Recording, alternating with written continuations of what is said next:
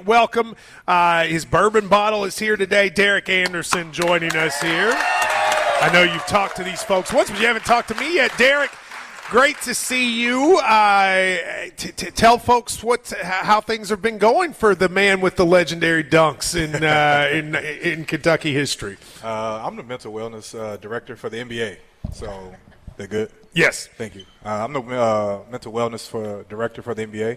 So I just try to stay into the mindset of people, just trying to keep motivating them like I do with our foundation. With the NBA, like the players? Yeah, all the players. So talk to me about what that's like. That's interesting. Well, I think some of them, I give the truth. Some of you guys are spoiled and some of you guys are going through stuff. And I think you have to look at yourself in the mirror and figure out what do I do to do. You have to see which one actually is dealing with things and which one's just whining. Yeah, exactly. So I'm being more authentic. But there's a lot of guys, just because you make millions or, successful, it doesn't, eliminate you from real life stuff. So you just try to give them an outlet, a resource, a place to go, talk, relieve themselves. And being in NBA, I've dealt with a lot of stuff. So I just try to How did you get involved in that? I didn't know you were doing that. They called me. Like, they saw what I was doing in the community. They saw how I was doing that, kind of doing programs. So they could reach out to me and say, hey, would you be willing to help the guys? You're a former player. You can relate to them. And they called me and gave me an opportunity. Did you have some of those issues as a player? Did you ever have times that things were difficult that you had to deal with? Yeah, I didn't see my parents since I was 12 years old. They never watched me play basketball a day in their lives. And they were alive in Louisville. They never saw me play, never bought me a pair of shoes. So I was dealing with it. And then I had to work 2 jobs because my girlfriend was 17, I was 14. I was staying with her. I mean, your girlfriend was 17 and you were 14. But I was on my own. I lived in a project housing in Southwick, and I lived on my own. And when she got pregnant. See, wait a minute, I didn't know any of this. You lived on your own at 14? Yeah, and I worked at a job candy store, paper route. I just was working but playing basketball, and I didn't see my parents, so I was going through stuff. Wow. But I realized that a lot of people go through things. And when I came, people saw me smiling because I was just enjoying every day getting food, simple things in life. So I dealt with That's fascinating because people would see. The thing I remember the most about you was how much you played with a smile. Yeah. You always had a big smile on your face, but I guess you were having to deal with stuff. It was covering it up. It was covering up, but it was better to smile than cry. I mean, I would never been able to be, successful because I was always living in that sad moment. I just said, how do you get out of that? And it was always creating better habits. So I was always smiling, speaking to people, messing with people, joking, and trying to motivate myself to get up every day just to survive. Because I didn't even have an alarm clock. I used an extension cord from a neighbor's house to even get an alarm to go to school. So I was living, trying to figure it out and working 2 jobs. And did it work? Basketball. You're here? I'm here. That's right. Yeah, well, let me ask you, when you talk about that, go ahead. That's definitely. Awesome. That's great testimonial. That kind of goes to a conversation that's been happening a lot in the Kentucky fan base recently about playing at Kentucky and the amount of fan criticism that leads to, and of course now the people have to see it on social media. Right. When you were playing, obviously you were there during some really successful times, so there wasn't a ton of complaining, but did you see that, and how do you think it's a big problem for kids at Kentucky and UK fan base? What do you think? Disclaimer, I'm not ever disrespecting any coach that ever played at Kentucky, ever coached at Kentucky, any of that, but there is a difference with social media. What Coach Pitino was dealing with, we didn't usually see it. The newspaper would say something. We lost to UMass, and we were the best team in the country, and people criticized that. And I'm like, it's the 3rd game. Like, really? And we saw it in the newspaper, but the rest of the time we didn't see it because we went on a 27-game winning streak. Yeah. So, you know what I mean? So it's like you kind of, don't see the moments of, whatever people are thinking. We didn't get enough to see it. Now the kids are actually happy to see it because it's hard to pass up. Like you said, it's just noticeable. But how did they – as a moderately public figure, I see what I see, and I'm 25 years older than these guys. Mm-hmm. When you see what these college guys, what do you tell them? Can they ignore it? Do you tell because it does feel like it would be a lot for a kid that age. Well, I've always said I'd rather miss out than mess up. That's why I never drank. Sorry with my bourbon, but I never drank, never smoked, and I just said if I don't go into it, I can't mess up. And I think that was just a mindset because it was still around. But I think a lot of these kids just they can't break themselves from that bad habit. That's what I said. You create a habit, you're going to always do it. But a lot of it's hard for these kids because as soon as they get on social media, they see something negative. Yeah. And I think that's just something you have to practice. I would tell them don't get on their phones the day of the game as far as social media. If you especially after the game. Oh, God, yeah. Yeah. Unless we win. If you win, then go on. If you lose. But it's hard in this generation. It's just a lot of social media and a lot of these guys are dealing with the more conversation people in your business. So, Mark, you play with Mark. When Mark's announced as coach, I know you had to be excited about that, right? Oh, yeah, super excited. Super. I think he understood like he said, the assignment. But, he already knew the pressure it was. And I said, that's not really pressure. That's an honor. I said, don't go into it stressful because you're going to be doing stuff that you normally wouldn't do. And it felt like a lot of guys, especially in your group, the Patino group, there was the Patino Cal thing for a long time. I think that's dissipated, but it certainly existed for a while. Did you all feel like, not that you weren't welcome before, but like now you were kind of like this, our guy's here now, we can kind of be completely embraced again? Well, if Cal was in a group chat, he'd get the same thing Mark getting. Okay, well, let's talk about that. All right, so because it wasn't personal against Cal. Because Cal. I've heard the 96 group chat can be brutal. Yeah, and it's never personal. Like when we talked about Cal and I was just telling about him, it's like we can't do certain things if you want to win games. And I've coached for years, and I've always told a kid, if you want to make a coach or a game better, you have to teach IQ basketball. You don't just run them out there and let them play basketball because any team can beat you.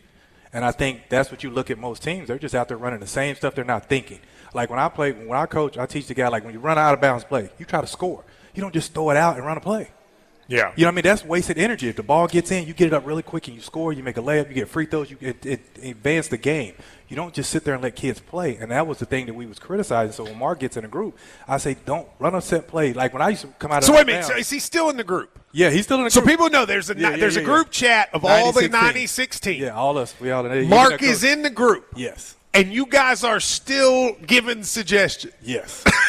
Love 100%. I love it. There was an out-of-bounds play that I would run that set a back screen for me and catch an alley-oop dunk. We don't even run that. And that's an easy point to get, right? Does he still participate in the group chat? He gets ghosts sometimes. he may have you guys on mute. Yeah, I've seen sometimes write something and then they delete it. They be like, that was too brutal.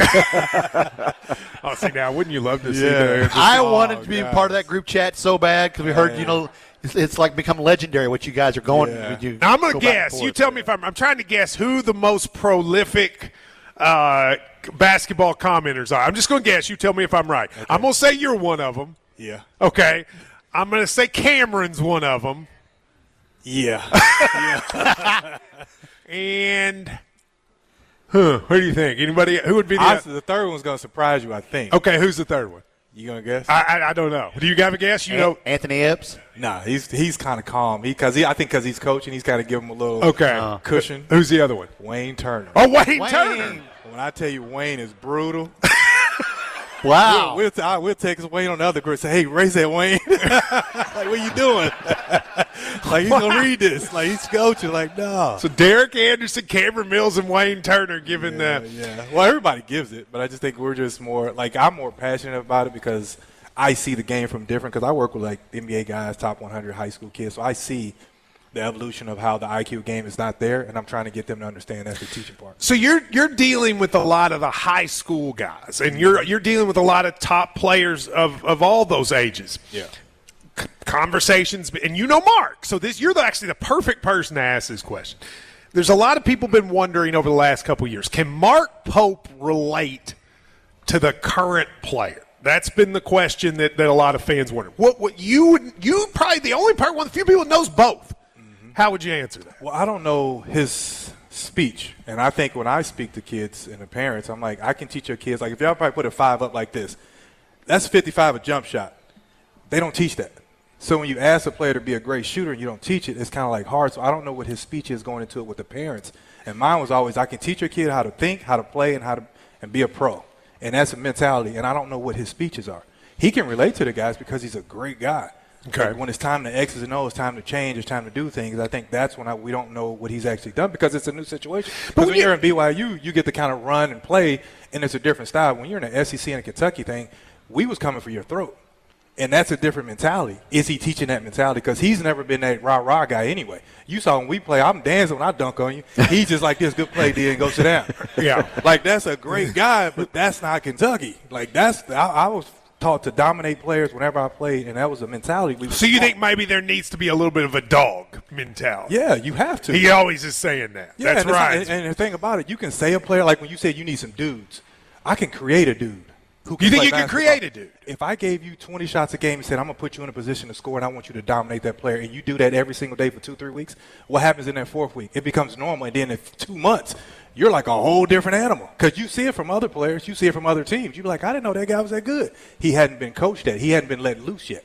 And you can see it all day long when some of these guys are trained and put in a position to succeed. They play totally different. Why do you think the transfer portals, you see guys like the kid from went to Michigan, was a Big Ten player of the year. Yes, Jackson. He was a totally different player from where he was at. Yeah. He became a dog because he was taught to be a dog. I need you to be my leader. I need you to be the guy I depend on. Don't be emotional, and you lead by example. That's how you create a dog. And if you can play basketball, you can do that. So if Mark was standing here, because he knows you love him, right? Yeah, like he knows 100%. you've got love for him. If you were to say, hey, I love Mark Pope, here's the one piece of advice I would give him, what would that be? You practice with a mentality of IQ and effort. You practice that every single day because that's what happens. The players will start doing stuff on the court where they'll be like, wow, good play. You ever seen sometimes when Coach Pitino's playing, he's coaching, he's doing this? Yeah. That's because we've been taught to do what we were supposed to do. When you watch us play, scored 86 points at halftime. What do you think he said at halftime? Probably not much. I mean, it was because this is the way we practice. So our minds were different. Our thought process and our thoughts were we have to do the job that he taught us in practice. And I would tell Mark, what you do, like when he does this thing in practice, I love him, but he does the free throw thing. He wants everybody quiet. We wanted everybody loud, so when we're on the road, we're used to he it. does do. Shannon, You know you've what I mean? talked That's about a that. normal process. So if I'm at the free throw line, I need to hear noise. So I know at the end of the game, when there's crazy going on, I got to concentrate. One, shoot it, hold my follow through. 1, 2, 3, and the ball goes in. But if you don't teach that, and when it happens in a game, how am I prepared? I'm not. So when you see guys kind of like doing this, and that's never going to happen. And I think that was just what I would tell him is you got to practice a different way to get a better result in the game. What do you think was the thing in last year's team, as you watched it, that said this team is missing this? It was IQ. There was times when we had a big guy on a guard on him like yes, we didn't throw him the ball. I would have been livid over there. I would have been like, dude, throw it to him. When they double team, you cut, get a layup. As soon as you cut, the rotation guy's coming, right? That's the other guy for a layup. Where else are you going to go? So you don't think it was a talent thing, it was a basketball IQ? Yes, 100%. Okay. And that was the difference. And you watch how we lost the game. It was IQ. We didn't know how to play basketball. It was literally we couldn't throw a bounce. I could bounce, fake pass here, and bounce it.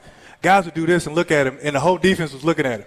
I know where you're throwing the ball. I was like, dude, pump fake. If you're in a 2-3 zone and you did this, the whole defense goes. We don't even teach that. And then the assistant coaches, the guy shoots a free throw, they do this and walk off the line. You know what the assistant coaches would do? Nothing. I would say stay on the free throw line, hold your follow through, make the ball go in. That's points after the end of the game. Yeah. It was not teaching, and I was always telling them that you got to teach the IQ part and understanding of the game if you want the players to be better. You can't just let them go and say, well, they'll figure it out. I was expecting – because if you run a play, you know defense scout your plays. It's got to be a counter, and it's got to be an IQ counter.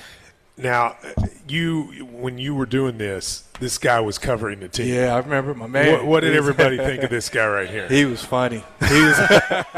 He was on us, but he knew the game too. He would say something. He knew the game? I know ball. He knows ball. This is breaking news to us. He knows the game. You're saying he knew the game? I knew ball. He said breaking news. Those guys were so much fun to be around, too, because they weren't just great basketball players. They were great young men off the court. That's what made them fun to be around. Well, tell me, you mind sticking around for a second? Yeah. Tell me about Stockton Mortgage. Stockton Mortgage. You know anybody out here going to look for a house this spring or summer? You need to contact Stockton Mortgage, stockton.com. They'll take care of you. Get to the closing table. Get pre-approved before you start your search. Spring buying season is hot and heavy right now. I'm going to show houses in Frankfurt this afternoon, as a matter of fact. So be ready. Stockton Mortgage, NMLS 8259, Equal Housing Lender. You get one house for me, and all of a sudden you're a busy man. That's right. I did get a call from you about my relationship with you. You said, hey, if you help Matt buy a house, you can help me buy a house. I expect a commission. We'll take a break and be right back. This is Kentucky Sports Radio.